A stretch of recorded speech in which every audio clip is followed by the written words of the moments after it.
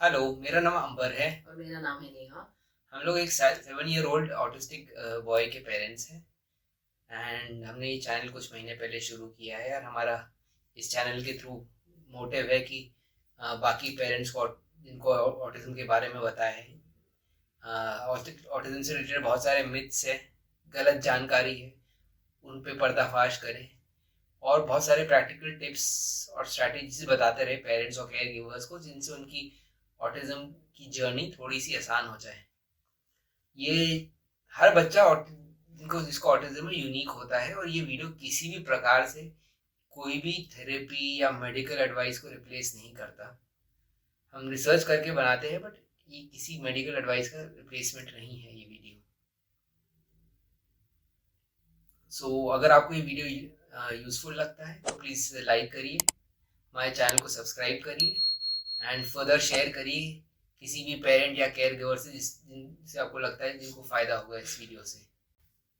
हम लोग हर Sunday 8 PM Indian standard time new video post करते हैं। आज हम बात करने वाले हैं हाइड्रेशन एंड ऑटिज्म के बारे में। हम सबको पता है कि हाइड्रेटेड रहना कितना इम्पोर्टेंट है हमारे हेल्थ के लिए। जब हम पानी पीते हैं तो हमारी शरीर को उससे एनर्जी मिलती है, हमारी ब्रेन है बेटर फंक्शन करती है एंड और हमारी बॉडी भी बेटर फंक्शन करती है। तो पानी पीना का जो महत्व है ये हम सबको मालूम है, तो मैं इस पर ज़्यादा बात नहीं करूँगा। एंड जिस बच्चे को ऑटिज्म है उसके लिए भी इक्वली इम्पॉर्टेंट है हाइड्रेटेड रहना। मगर अब मैं आपको थोड़ा एक बैकग्राउंड दूंगा अपने बच्चे के बारे में। बीच बीच में कभी कभी मैं अपने बच्चे को स्कूल से लेने जाता हूँ, जिस दिन मैं वर्क फ्रॉम होम कर रहा होता हूँ। तो मैंने रियलाइज़ किया कि जब मैं उसको स्कूल से घर लाता था, तब उस टाइम उसको या तो स्कूल में उसने बहुत ज़्यादा पानी पिया होता था, बट जनरली हमको जब तक हम स्कूल से घर पहुँचते हैं जनरली बच्चों को प्यास लग जाती है और वो पानी पीने की कोशिश करते हैं या पानी पीते हैं। मैं देखता था कि ये पानी पीता नहीं है ज़्यादा, बट जब मैं खेलने ले जाता था और उसके साथ उसकी बॉटल होती थी, तब हमेशा वो बीच बीच में वो पानी पीता था। पर जब उसकी बॉटल खाली हो गई होती थी स्कूल के बाद और घर आ गया होता था, तब वो पानी इतना पीने की कोशिश करता नहीं था। मे बी उसका एक रीज़न था कि वो अपनी पर्टिकुलर उसकी पानी की बॉटल है जिससे वो पानी पी रहा था, और जब उसमें पानी नहीं होता है तब वो शायद दूसरे तरीकों से पानी पीने की कोशिश नहीं करता था। ये एक पॉसिबल रीज़न हो सकता है उसका।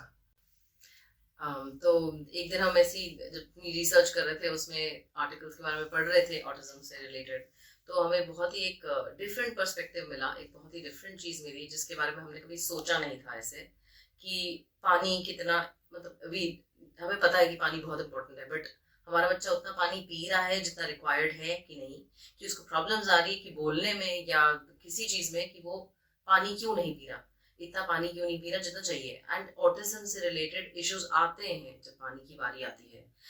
तो हमें बहुत ही एक इंटरेस्टिंग आर्टिकल मिला जिसका नाम है why keeping hydrated isn't always easy with autism. कि मतलब उन बच्चों को जिनको ऑटिज्म है, उनको हमेशा हाइड्रेटेड रखना एक डिफिकल्ट टास्क हो सकता है। तो हमें हमेशा लगता था कि ठीक है पानी पिएगा पिलाएंगे, बट हमें ये नहीं पता था कि उससे जो सेंसरी इश्यूज हैं वो ट्रिगर कर सकते हैं। कभी कभी उनके सेंसेस में उनको नहीं पता चलता कि उनको प्यास लगी है कि प्यास लगी नहीं है, कि ठीक है कितनी प्यास लगी है नहीं पता। तो जिन बच्चों को या जिन लोगों को ऑटिज्म है उनको दो टाइप्स ऑफ सेंसरी इशू हो जाते हैं इस मामले में, हाइड्रेशन के मामले में। एक हाइपर सेंसिटिविटी हो जाता है या हाइपो सेंसिटिविटी। इसमें हाइपर सेंसिटिविटी में क्या होता है कि बच्चे को प्यास लगती है, वो बिल्कुल बर्दाश्त नहीं कर पाता, तो ढूंढता है पानी और पीता जाएगा, लेकिन कितना पिएगा नहीं आइडिया, पीता जाएगा। और हाइपो में क्या होता है कि बच्चे को प्यास लगी है लेकिन वो बर्दाश्त करता जाता है और उसको नहीं पता चलता उसकी रेंज क्या है।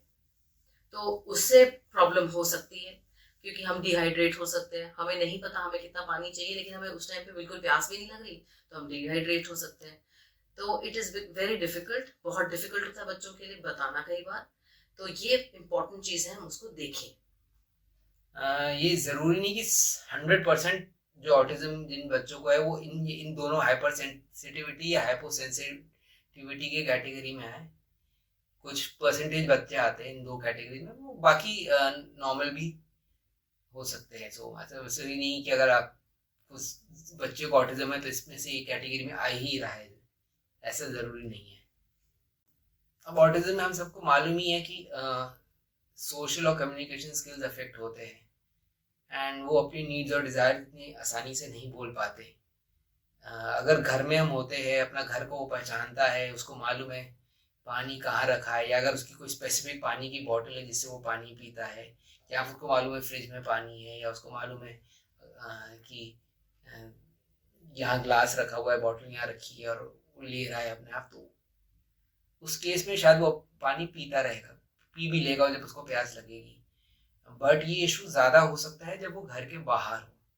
अब हम किसी के घर गए या किसी नई जगह गए, अब बिल्कुल ही डिफरेंट वहाँ पर एटमॉस्फेयर है, अब उसको नहीं मालूम यहाँ पानी कहाँ रहता है, यहाँ यहाँ पानी किधर रहता है, या यहाँ फ्रिज किधर है, या शायद वहाँ फ्रिज ना हो, या किसी और के घर गया हो तो उसको शायद वहाँ जाके फ्रिज ना खोलने का मन करे, या बिकॉज ऑफ सोशल स्किल्स उसको प्यास लग रही है, और इनकेस बच्चा आपका थोड़ा वर्बल भी है और घर में बोल सकता है कि मुझे पानी चाहिए, मगर बाहर बाहर शायद इंटरैक्ट ना करे और अपनी नीड्स ना एक्सप्रेस करे, तो ये भी एक इशू हो सकता है। अगर बच्चा बाहर जाता है तो वो जितना अगर तो शायद ज़्यादा वो प्यासा रह जाए, तो ये एज ए पेरेंट्स हमको नोटिस करना है कि आखिरी बार उसने पेट कब पानी पिया था, उसके बाद उसने कितनी फिजिकल एक्टिविटी की है, धूप में गया है, छाँव में गया है, एसी में गया है, कैसे गया है, एक आइडिया हो जाता है ना कि हाँ अब इस टाइम से इसने पानी नहीं पिया, अब इसको शायद पानी पीने की ज़रूरत है।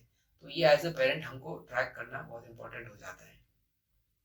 हमने तो ये भी पढ़ा है कि कई बच्चों को पानी ही नहीं पसंद आता, which is मतलब हमारे लिए भी डिफिकल्ट था, बिकॉज हमारे फ्रेंड सर्कल में या हम किसी को नहीं जानते जिनको ऐसा कभी मतलब किसी बच्चे को ऐसा है कि पानी ही बिल्कुल पसंद नहीं आया।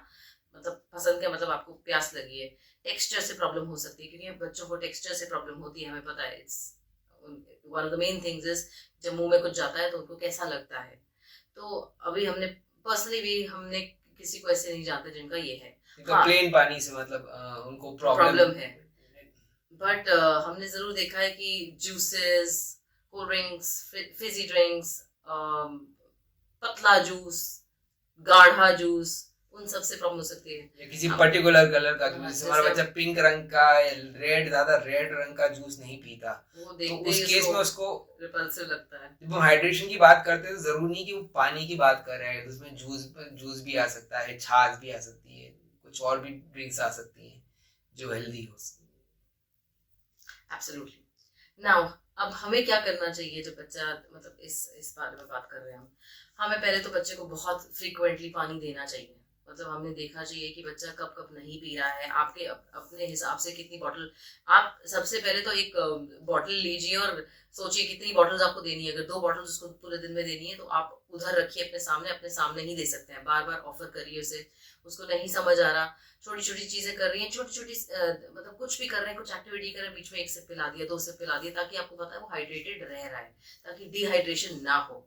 दूसरा होता है विजुअल क्यूज। आप उनको दिखाएं कि अच्छा आपकी बॉटल यहाँ पे है, इससे आपको पीना है, या आप पिक्चर्स भी दिखाएं, उनको बोले पानी पीना कितना जरूरी है, कोई स्टोरी दिखाएं कि पानी पीना कितना जरूरी है।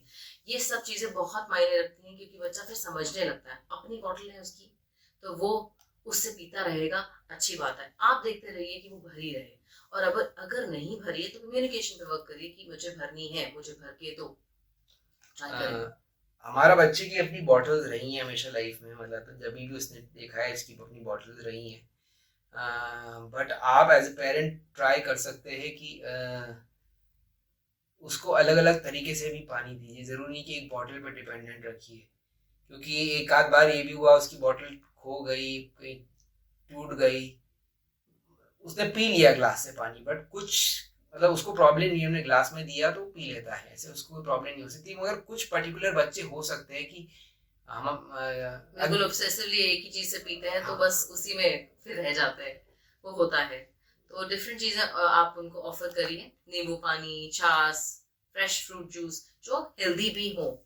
हम नहीं चाहेंगे कि आप उनको कार्बोनेटेड ड्रिंक्स दें। हाँ, आजकल बहुत आर्टिफिशियल फ्लेवर्ड वो आ गए हैं, वाटर्स आ गए हैं, वो अवॉइड करिए प्लीज, बिकॉज इनसे नेगेटिव इम्पैक्ट हो सकता है। इसमें प्रिजर्वेटिव्स होते हैं, आर्टिफिशियल कलर्स, केमिकल से उनकी फ्लेवरिंग होती है। ये तो बिल्कुल ही अच्छे नहीं है जो बच्चों को ऑटिज्म है। और कोल्ड ड्रिंक्स अवॉइड करिए। अगेन, बहुत सारे बच्चों को मैंने देखा ऑटिज्म में जो कोल्ड ड्रिंक पीते हैं। जब मैंने अभी सेंसिटिविटी की हम लोग बात कर रहे थे, तो हमारा बच्चा कोल्ड ड्रिंक नहीं पीता। प्रॉब्ली उसकी जो बुलबुले होते हैं, जो कार्बोनेटेड होता है पानी, शायद उससे उसको सेंसरी इश्यूज आते हैं। तो मे बी वो एक रीज़न हो सकता है कि शायद वो कोल्ड ड्रिंक नहीं पीता। बट हमने भी ज़्यादा कोशिश नहीं की पिलाना, क्योंकि वो अच्छी चीज़ नहीं है। मैंने तो उसको काफी डराया है उसके साथ कि सुनो सुनो सुनो, कि मैं नहीं चाहती कि वो पिए। बट हेल्दी ऑल्टरनेटिव्स प्लीज करिए, नींबू पानी, छाछ, फ्रेश फ्रूट जूस एक्सेट्रा। तो अब तक आप समझ ही गए होंगे हम कितना महत्व दे रहे हैं पानी को। पानी बहुत ज़रूरी है, हर बच्चे के रूटीन में उसको लाइए। बच्चे को टिपिकली हमें पता है कि उनको चेंजेस पसंद नहीं है, तो जब वो खेलने जाता है उसको खूब सारा पानी साथ में दीजिए कि वो पिए। और उसको बोल सकते हो आप फिनिश करके आना है बॉटल में जितना पानी है, तब पिलाइए। जब वो वापस आता है, घर पे वापस आता है, तब पिलाइए।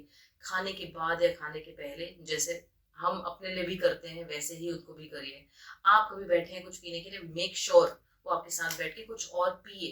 आप चाय पी रहे हैं उसको कुछ और दीजिए, लेकिन मेक श्योर वो पानी पीता रहे, या हाइड और कोई भी जूस दीजिए उस टाइम पे, लेकिन ही शुड बी हाइड्रेटेड, ही और शी शुड बी। ये इसके रूटीन में आपको बिल्ड इन करना है, कि उसको पता होना चाहिए कि ये कुछ 3-4 चीजें हैं, जब मैं ये करूंगा तब इस टाइम मुझे अपने पानी की बोतल रखनी है या मुझे पानी पीना है।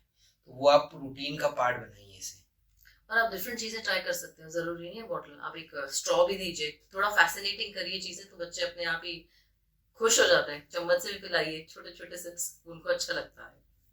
बट मेक श्योर करिए कि ऐसी सिचुएशन में ना आए कि उस पर्टिकुलर माध्यम से, ग्लास, स्ट्रॉ, उस पर ज़्यादा डिपेंडेंट हो जाए, नहीं तो फिर आगे प्रॉब्लम आ सकती है।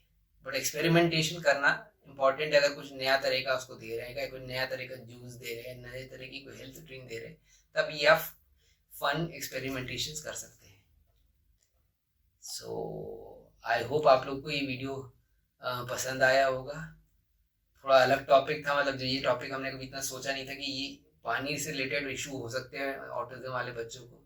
और आप भी अपने एक्सपीरियंस शेयर करिएगा कि आपकी लाइफ में कभी ऐसा हुआ है, आप किसी को जानते हैं जिनको किसी पर्टिकुलर ड्रिंक से भी प्रॉब्लम है, या पानी से, because pani is the most effective thing in our life. हमें सबको चाहिए होता है, इसेंशियल है वो। तो ज़रूर बताइएगा।